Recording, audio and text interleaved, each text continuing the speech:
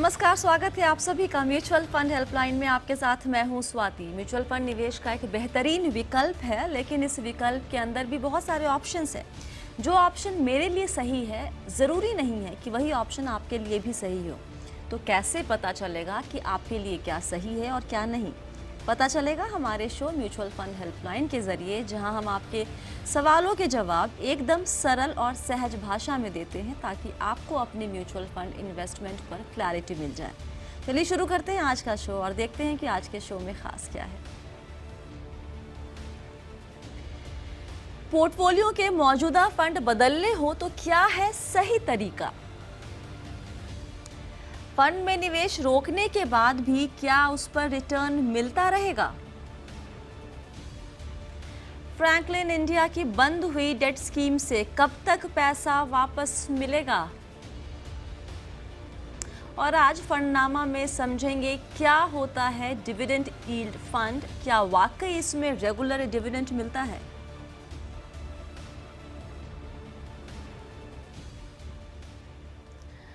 और आज सवालों के जवाब देने के लिए हमारे साथ हैं मनी फ्रंट के सीईओ और को फाउंडर मोहित गांग। मोहित, बहुत बहुत स्वागत है आपका जी बिजनेस पर। कैसे हैं आप? थैंक यू स्वाति, बहुत बढ़िया। आप कैसे हैं? एकदम बढ़िया। चलिए सवाल जवाब का सिलसिला शुरू करते हैं। प्रमोद कुलकर्णी जी हमारे साथ फोन लाइन पर मौजूद हैं। प्रमोद जी नमस्ते। पुणे में हालचाल ठीक? हाँ मैडम, ठीक ठाक है। पोर्टफोलियो में 8 फंड है, सवाल क्या है लेकिन? मैडम, मेरा फंड में जितना मैं 3 साल से इन्वेस्ट करना शुरू किया हूँ जी। SIP के जरिए, तो ये जितना भी मैं फंड इन्वेस्ट किया हूँ मैं खुद जस्ट सर्च करके ही डाल रहा था। अच्छा। लेकिन अभी मैं देखा तो बहुत सारा नेगेटिव में है। तो मेरा, लेकिन मैं इससे घबराया नहीं हूँ। मैं तो लॉन्ग टर्म इन्वेस्ट के लिए सोच रहा हूँ। मेरा सोच है कि मेरा जरूरत है कि मान के चलो कि अगले 10 साल के बाद मुझे एक खुद घर बनाना है। ओके।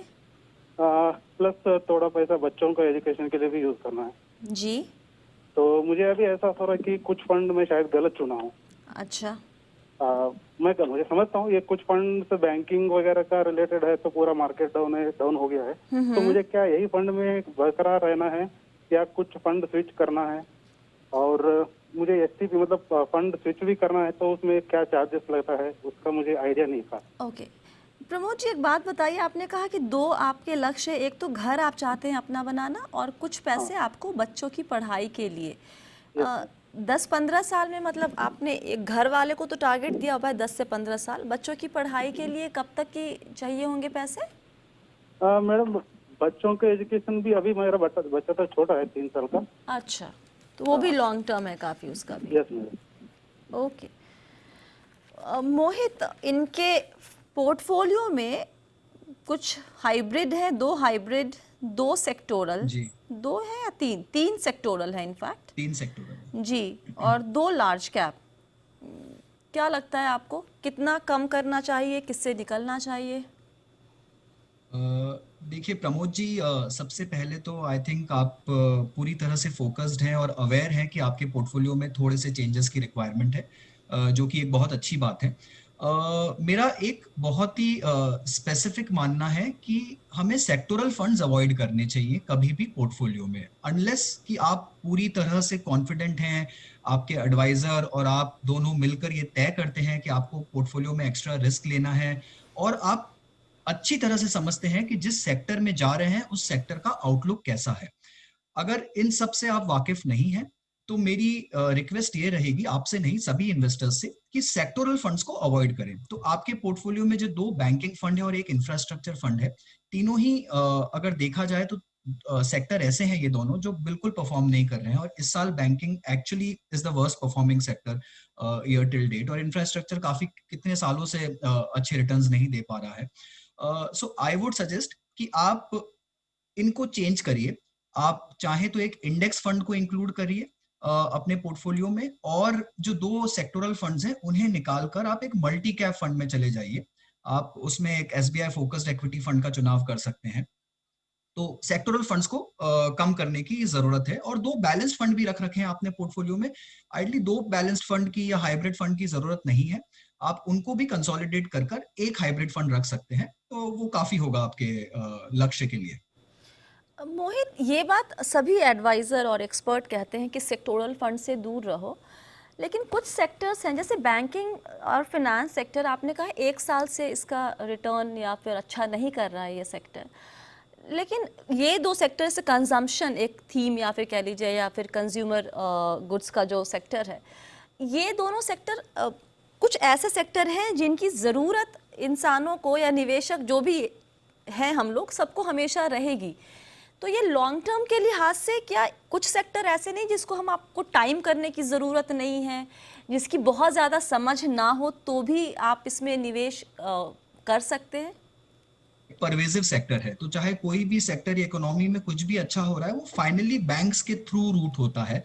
तो बैंकिंग में आप कभी भी निवेश कर सकते हैं, पर मेरा ये मानना है कि अगर आप इतने अवेयर नहीं हैं बैंकिंग में भी, आप पीएसयू बैंकिंग में जाना चाहते हैं, प्राइवेट बैंकिंग में जाना चाहते हैं, एनबीएफसीज में जाना चाहते हैं, कौन सा फंड मैनेजर किस तरह का एक्सपोजर ले रहा है अपने बैंकिंग फंड में, उन सबको अगर अवॉइड करना चाहते हैं तो एक मल्टी कैप फंड हमेशा फाइनेंशियल सर्विसेज इंडस्ट्री का एक्सपोजर एक मल्टी कैप फंड में सबसे ज्यादा होगा, बिकॉज इंडेक्स में फाइनेंशियल सर्विसेज का वेट सबसे ज्यादा है, 30% के ऊपर वेट है। और आज की डेट में अगर आप देखें तो अमूमन सारे ही फंड, जितने मल्टी कैप फंड है या लार्ज कैप फंड है, सब में आपको फाइनेंशियल सर्विसेज का एक्सपोजर 30% के आसपास मिल जाएगा। तो उससे ज्यादा एक्सपोजर की जरूरत नहीं है। उसके आगे की एक्सपर्टीज हम फंड मैनेजर्स पे छोड़ सकते हैं कि कौन से बैंक्स किस तरह से उनको एक्सपोजर लेना है, बढ़ाना है, कम करना है। तो मेरा ये मानना है कि इंडेक्स फंड सेक्टोरल फंड से दूर रहना चाहिए जहां तक हो सके। और अगर आप पूरी तरह से कॉन्फिडेंट है कि क्या करना चाहते हैं और उसे बहुत लंबे टाइम तक होल्ड करना चाहते हैं, तभी आप उसमें निवेश करें। इनका एक सवाल था कि अगर ये स्विच करते हैं, जैसे आपने कहा है कि ये उदाहरण के तौर पे कि ICICI prudential banking and financial service fund को बंद करें और इसको मूव कीजिए आईसीआईसीआई इंडेक्स निफ्टी प्लान में, तो ये जब स्विच करेंगे या मूव करेंगे तो चार्जेस किस तरह के लगेंगे और कैसे करते हैं ये?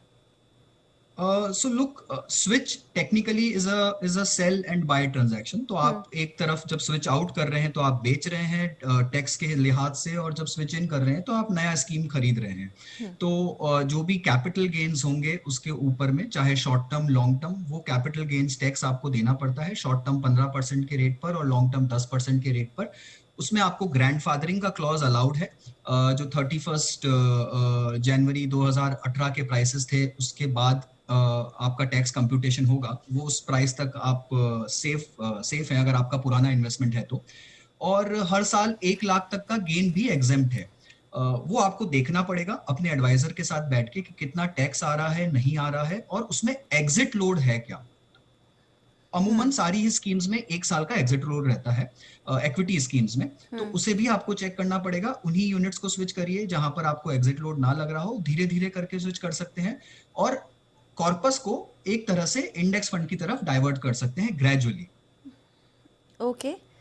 और एक सवाल इनका ये भी था कि अगर मैं निवेश बंद कर दूं, मान लीजिए कि अगर किसी एक फंड में एसआईपी चल रही है, मैं आगे और एसआईपी ना करूं, उस पैसे को वहीं छोड़ दूं, तो उसकी ग्रोथ किस तरीके से होगी? वो कॉर्पस, उस स्कीम में जितने यूनिट्स आपने अभी तक ले लिए हैं वो यूनिट्स बरकरार रहेंगे। उस पे जो रिटर्न आ रहा है, स्कीम का जो परफॉर्मेंस है वो आपको आता रहेगा। आप सिर्फ उसमें फ्रेश पैसा और नहीं डाल रहे हैं और ज्यादा इन्वेस्टमेंट नहीं कर रहे हैं, बट जो आपने अब तक इकट्ठा किया है वो वैल्यू आपकी बढ़ती रहेगी उस स्कीम में। तो ये भी एक उपाय होता है कि आप चाहें तो अपना जो नया पैसा है, ये जो नए इन्वेस्टमेंट्स आप करना चाहते हैं, उसको आप डाइवर्ट करिए इंडेक्स और मल्टी कैप फंड में।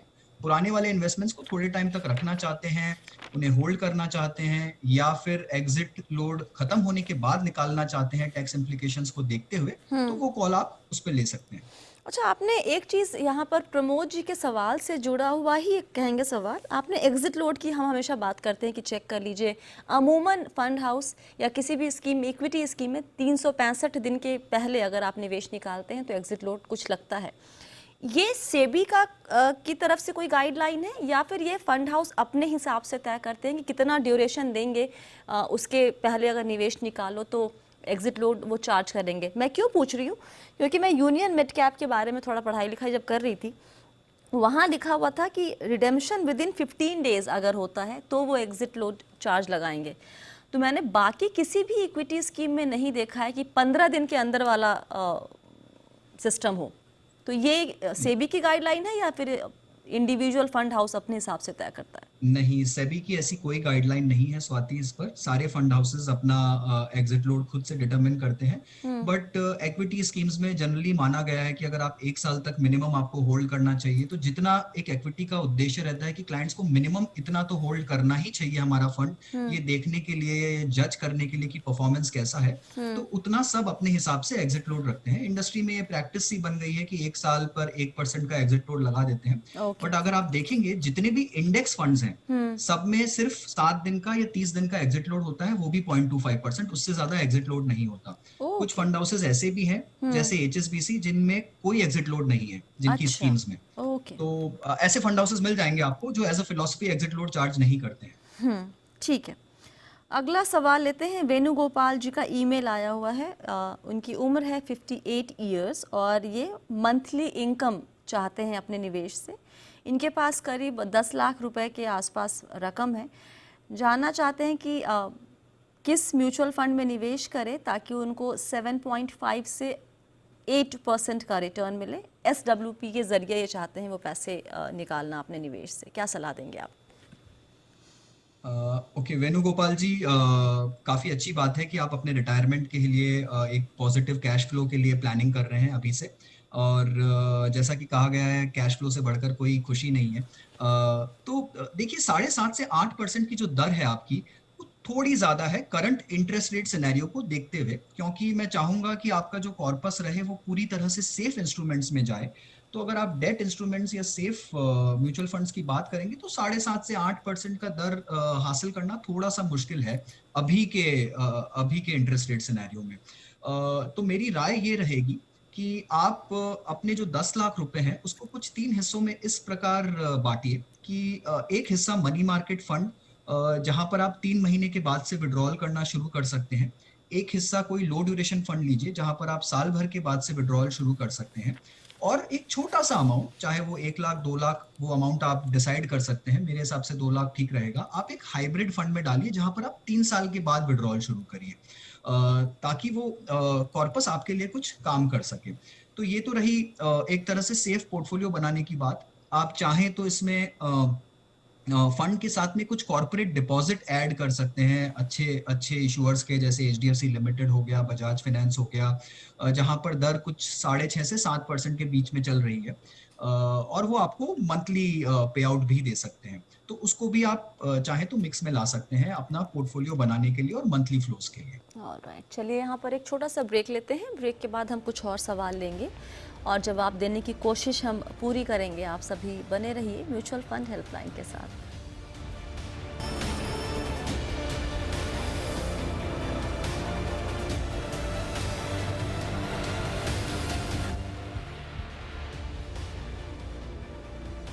म्यूचुअल फंड हेल्पलाइन में एक बार फिर से आप सभी का बहुत स्वागत है। आज आपके सवालों के जवाब दे रहे हैं मनी फ्रंट के CEO और को फाउंडर मोहित गांग। अगला सवाल लेते हैं। अरविंद टी पांचाल जी का सवाल ईमेल के जरिए आया हुआ है।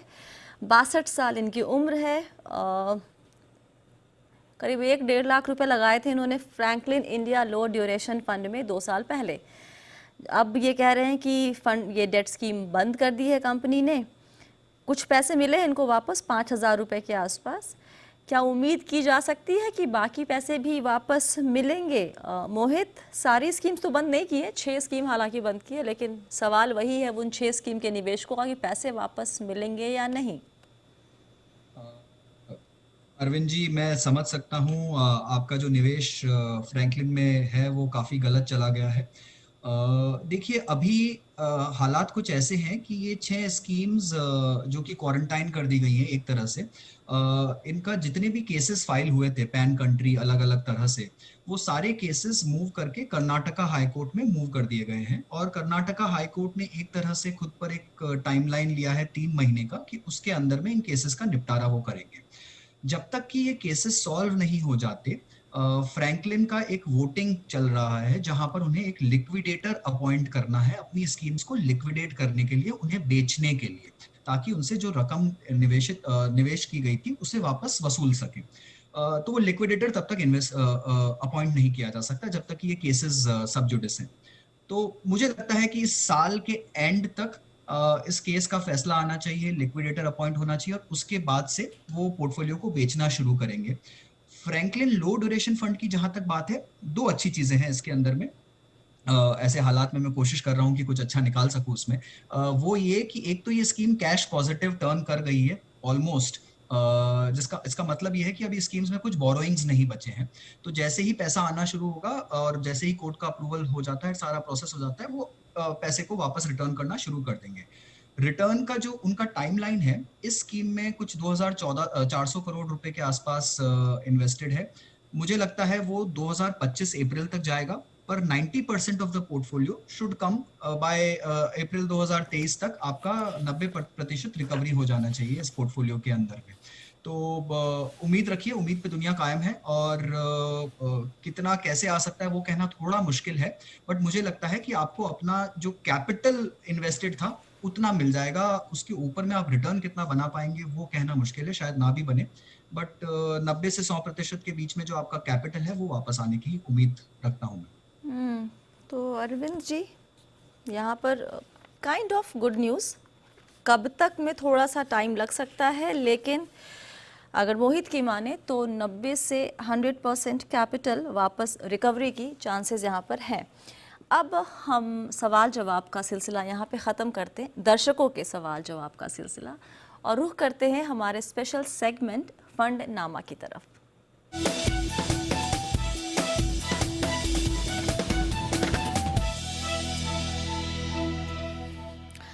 और आज हम फंड नामा में बात करेंगे एक ऐसी कैटेगरी की जिसके नाम में डिविडेंड लिखा है, और ये अमूमन लोग सोचते हैं कि इसमें तो शायद डिविडेंड रेगुलर मिलता है। तो ये कहाँ तक सही है गलत है ये समझते हैं मोहित से। नाम है उस कैटेगरी का डिविडेंड यील्ड फंड। ये क्या है, ये कैटेगरी में निवेश कहाँ करता है फंड मैनेजर मोहित? स्वाति, इस कैटेगरी के दो मेन ऑब्जेक्टिव्स होते हैं। एक, फंड मैनेजर्स कोशिश करते हैं ऐसे स्टॉक्स को चुनने की जहां पर डिविडेंड यील्ड जो है उन स्टॉक्स का अच्छा हो, या वो स्टॉक्स अच्छा डिविडेंड देते हो साल दर साल, ताकि फंड में कैश फ्लो आ सके और उसको फंड मैनेजर्स आगे दे पाए। काफी बार ये भी देखा गया है कि फंड मैनेजर्स एक दूसरे ऑब्जेक्टिव से भी स्कीम को चलाते हैं। वो ये कि वो कोशिश करते हैं कि मंथली रेट पर फंड जो है वो इन्वेस्टर्स को डिविडेंड दे पाए। जो पहला ऑब्जेक्टिव है कि ऐसे स्टॉक्स चुनना, वो इंडिया के मार्केट में थोड़ा मुश्किल हो जाता है काफी बार, बट कोशिश करके ये स्कीम्स उसी तरह के स्टॉक्स चुनते हैं जहां पर डिविडेंड यील्ड अच्छा हो, और दूसरा ऑब्जेक्टिव फुलफिल करने के लिए जो कि हर महीने अपने इन्वेस्टर्स को एक डिविडेंड रिटर्न दे सके। तो इस हिसाब से, क्योंकि यहाँ पे अगर हर महीने और ये गारंटी होता है कि हर महीने डिविडेंड मिलेगा? नहीं नहीं, कुछ भी गारंटीड नहीं होता। एक्चुअली म्यूचुअल फंड और गारंटी शब्द दोनों साथ में बिल्कुल नहीं जाते, चाहे वो कोई भी कैटेगरी हो, और डिविडेंड तो कतई नहीं। वो कोशिश करते हैं कि दे पाए। हर मंथली जो रेट होता है वो चेंज होता रहता है, और अभी जो टैक्सेशन है स्वाति, उसके हिसाब से डिविडेंड आजकल, पहले आपके हाथों में, इन्वेस्टर्स के हाथों में टैक्स फ्री होता था, बट अब डिविडेंड इनकम जो होगी वो आपकी ओवरऑल इनकम में क्लब हो जाएगी, और जो आपका मार्जिनल टैक्स रेट है उस पे टैक्स हो जाएगी। तो अभी डिविडेंड ऑप्शन इतना अट्रैक्टिव नहीं रह गया है उन निवेशकों के लिए जो कि हायर ब्रैकेट में है। तो उनके लिए अच्छा यही रहेगा कि वो ग्रोथ ऑप्शंस ले, तो टैक्स एफिशिएंट हो जाता है वो ऑप्शन। तो इसमें भी बाकी इक्विटी फंड की तरह डिविडेंड पे आउट ऑप्शन होता है और ग्रोथ ऑप्शन भी होता है, दोनों में से कोई भी चुन सकते हैं। ओके, अगर डिविडेंड पे आउट चुनते हैं तो कोशिश होती है फंड हाउस की कि हर महीने या हर कुछ वक्त पर डिविडेंड देने की। तो अगर उनकी कोशिश ये होती है देने की, तो क्या किसी भी, आपने हालांकि कहा कि डिविडेंड लेना क्यों आजकल टैक्स एफिशिएंट नहीं है, लेकिन अगर कोई चाहता है एक रेगुलर इनकम और एक उसमें ये भी ऐड कर ले, बाकी एसेट क्लास को देख लें और एक ये भी ऐड कर ले, तो क्या रेगुलर इनकम के लिए इसके ऊपर निर्भर किया जा सकता है? क्योंकि आप कह रहे हैं कि गारंटी तो है नहीं। गारंटी नहीं है स्वाति, बट मोस्टली देखा गया है कि dividend yield funds regular dividend दे रहे हैं। कभी कभार कुछ केसेस में स्किप करना पड़ता है, वो जबकि उनके डिविडेंड इक्वलाइजेशन रिजर्व में इतना पैसा ना बच गया हो, या कि स्कीम इतना रिटर्न नहीं दे पा रही हो, तो मुश्किल हो जाता है। बट मोस्टली देखा गया है कि एक छोटा अमाउंट का डिविडेंड ये लोग देते रहते हैं। तो जिन्हें रेगुलर इनकम की दरकार है और जो टैक्स के नजरिए से भी जिनका फाइल ठीक है, तो वो इस ऑप्शन को चुन सकते हैं as part of their equity portfolio. Please इसे ये ना समझे कि ये सेफ पोर्टफोलियो है, ये आपके इक्विटी एलोकेशन का ही पार्ट रहेगा। क्या ये बाकी इक्विटी फंड से कम रिस्की होता है? जैसे लार्ज कैप की तुलना में देखें या फिर मिड कैप से तो शायद कम होगा ही, क्योंकि ऐसे स्टॉक्स जो रेगुलर डिविडेंड देते हैं वो अमूमन बड़ी कंपनियां दिखती हैं ऐसी, लेकिन लार्ज कैप की तुलना में देखिए, माना गया है कि डिविडेंड यील्ड अगर थीम को सही तरीके से फॉलो किया जाए और फंड मैनेजर्स अगर उसे बिल्कुल अच्छे से प्रैक्टिस करें, तो ये कैटेगरी रिलेटिवली सेफ होनी चाहिए, बिकॉज डिविडेंड वही स्टॉक्स दे पाते हैं जिनके पास में कैश सरप्लस हो या फ्री कैश फ्लो जिनका काफी अच्छा हो। पर इंडिया में मोस्टली पीएसयूज जो होते हैं वो ज्यादा डिविडेंड देते हैं और उनके स्टॉक्स पर आप कभी कमेंट नहीं कर सकते, बिकॉज वो काफी हद तक पॉलिटिकली और रेगुलेटरली लिंक्ड होते हैं। तो ये जो थीम है इंडिया में थोड़ी सी डाइल्यूटेड है, बट ये जरूर कह सकते हैं कि इक्विटी कैटेगरी में लार्ज कैप और डिविडेंड यील्ड फंड ऑलमोस्ट बराबर सा रिस्क रखते हैं। मिड कैप और स्मॉल कैप से डेफिनेटली इनमें रिस्क थोड़ा कम होता है, बिकॉज स्टॉक काफी कंजर्वेटिव होते हैं पोर्टफोलियो। ये बताएं कि बाकी तो सारे फंड हाउस ने अमूमन सभी कैटेगरी में स्कीम्स लॉन्च की हुई हैं अपनी, डिविडेंड यील्ड सिर्फ 6 के पास ही क्यों है? ये काफी अच्छा सवाल है आपका। देखिए, ये कैटेगरी कभी इतनी पॉपुलर नहीं हो पाई। जो लार्जेस्ट स्कीम है यहाँ पर यूटीआई की डिविडेंड यील्ड, वो भी कुछ 2-2.5 हजार करोड़ के एयूएम पर है और काफी सालों से है मार्केट में। इंडिया जो है पर से ग्रोथ मार्केट माना जाता है, जहां पर ग्रोथ ओरिएंटेड स्टॉक्स या स्टॉक्स जो बहुत तेजी से ग्रोथ दिखा रहे हैं उनमें निवेश करना हमेशा से अच्छा रहा है और वहां पर रिटर्न ज्यादा बने हैं। सो डिविडेंड यील्ड बहुत ही पेशेंस वाला थीम होता है, काफी साल लगते हैं इस थीम में, और एक ये कंसिस्टेंट रिटर्न ही दे पाता है जो कि कम होता है। इसलिए इंडिया में पर से ग्रोथ फंड्स या ग्रोथ स्टॉक्स ज्यादा चलते हैं और डिविडेंड यील्डिंग थीम्स कम चलती हैं, और इसलिए शायद इन्वेस्टर्स ने कभी इतना पैसा लगाया नहीं इस कैटेगरी में, तो फंड हाउसेस को भी दरकार नहीं लगी कि नए स्कीम्स इस कैटेगरी में लॉन्च किया जाए, बिकॉज इतना मार्केट में डिमांड या एपेटाइट नहीं है इन स्कीम्स का, स्वाति। और हमारे हिसाब से भी हमें लगता है कि एक इन्वेस्टर मल्टी कैप थीम में बेटर है, जहां पर फंड मैनेजर खुद से कॉल ले सकता है कि उसे ग्रोथ स्ट्रेटजी फॉलो करनी है या वैल्यू या डिविडेंड। तो वो कॉल फंड मैनेजर्स पे छोड़ देना चाहिए। एक थीम में जाकर आप अपने ऑब्जेक्टिव को बहुत रेस्ट्रिक्ट कर देते हैं। Okay, quickly one question then, last question कि भाई ये अगर किसी को निवेश करना ही है डिविडेंड यील्ड में, तो किस स्टेज पे अपने निवेश के ये इस तरह के फंड को देख सकते हैं? Look, I think towards retirement, अगर आप रिटायरमेंट की तरफ जा रहे हैं, 5 साल बचे हैं, आपका कुछ लक्ष्य है कि 5 साल में आपको अपना पोर्टफोलियो बहुत कंजर्वेटिवली चलाना है और रिटायरमेंट के बाद भी आप थोड़ा सा इक्विटी रखना चाहते हैं अपने पोर्टफोलियो में, तो वहां पर इस तरह के सेफ कैटेगरीज का चुनाव किया जा सकता है, जैसे हाइब्रिड या dividend yield funds. Regular income जिनको चाहिए ही चाहिए और वो डिविडेंड के थ्रू लेना चाहते हैं, अगर वहां पर टैक्स एफिशिएंसी आ रही है और वो लोअर टैक्स फाइल्स में है, तो डिविडेंड यील्ड एक अच्छा ऑप्शन हो सकता है इनकम लेने के लिए। ओके, बहुत बहुत और कंजर्वेटिव एलोकेशन के लिए। जी, बहुत बहुत शुक्रिया मोहित, आज सभी सवालों के जवाब देने के लिए और डिविडेंड यील्ड फंड को बहुत ही आसान शब्दों में हमारे दर्शकों को समझाने के लिए। Thank you. और इसी के साथ म्यूचुअल फंड हेल्पलाइन में फ़िलहाल इतना ही। अगर आप चाहते हैं कि हम आपके सवालों के जवाब दें तो अपने सवाल हमें भेजिए। पहले सवाल कैसे भी हो सकते हैं, छोटे बड़े, ध्यान रहे कि सवाल कभी भी कोई स्टूपिड सवाल नहीं होता, सब सवाल अहम होते हैं। तो सवाल भेजने में हिचकिचाइए मत, अंग्रेज़ी हिंदी किसी भी भाषा का प्रयोग करें, और जब भी सवाल भेजते हैं तो प्लीज़ अपना नाम और नंबर ज़रूर लिखिए ताकि हम आपको कॉल कर सकें।